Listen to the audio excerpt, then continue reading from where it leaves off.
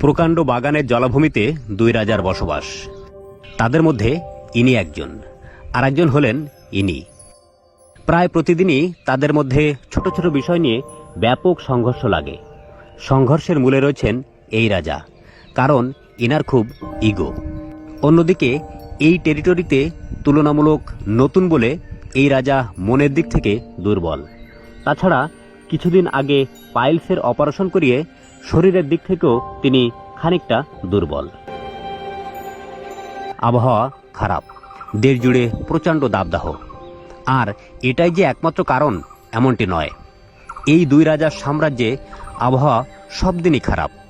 সংঘর্ষ তাদের মধ্যে যেন লাগতেই হবে। হতে পারে আজও তেমনই একটি দিন। চলতে শুরু করলেন দাম্ভিক রাজা। এদিকে খানিকটা অসহায় দৃষ্টিতে চেয়ে রইলেন ইনি। জলাভূমিটার সাথে পার হলেই ওপারে গিয়ে ধরা যাবে তাকে। অন্যদিকে ইনি এই অসুস্থ শরীরে কি করবেন? গর্তে লোকাবেন নাকি লড়বেন? দ্বিধায় কাটছে প্রতিটি মুহূর্ত। কিন্তু দাম্ভিক রাজা চাই যুদ্ধ। সাম্রাজ্যে রাজত্ব হবে শুধু একার। বুঝতে পেরেছেন তিনি পারবেন না এই যুদ্ধে।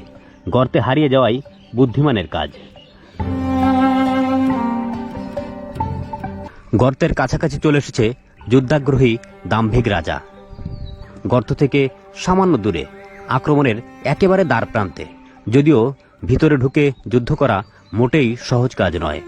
এদিকে অসুস্থ শরীর নিয়ে এমন হিংস্র প্রতিদ্বন্দ্বীর সাথে যুদ্ধ করে বেঁচে থাকা নামুমকিন মনে করে বাঁচার শেষ চেষ্টায় গর্ত থেকে সজোরে দৌড় দিলেন দুর্বল রাজা। ঝাঁপিয়ে পড়লেন দাম্ভিক আর হিংস্র রাজা। কিন্তু আজও সময় ছিল প্রতিকূলে।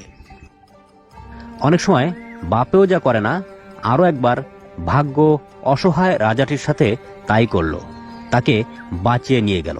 প্রতিদ্বন্দ্বীকে চিরতরে শেষ করতে না পারলেও প্রাসাদটা তার দখলে এসেছে, এটাও বা কম কিসে।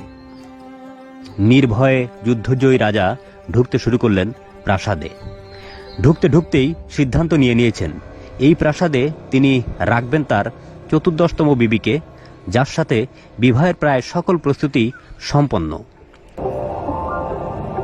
তিনি পরাজিত। খুঁজতে হবে নতুন কোনো ঠিকানা।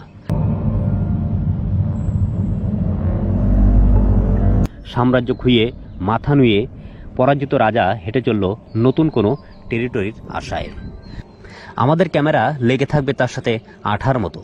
জানতে পারবেন সকল আপডেট। ততদিনে সুরক্ষিত থাকুন নিজ গৃহে। ধন্যবাদ সবাইকে।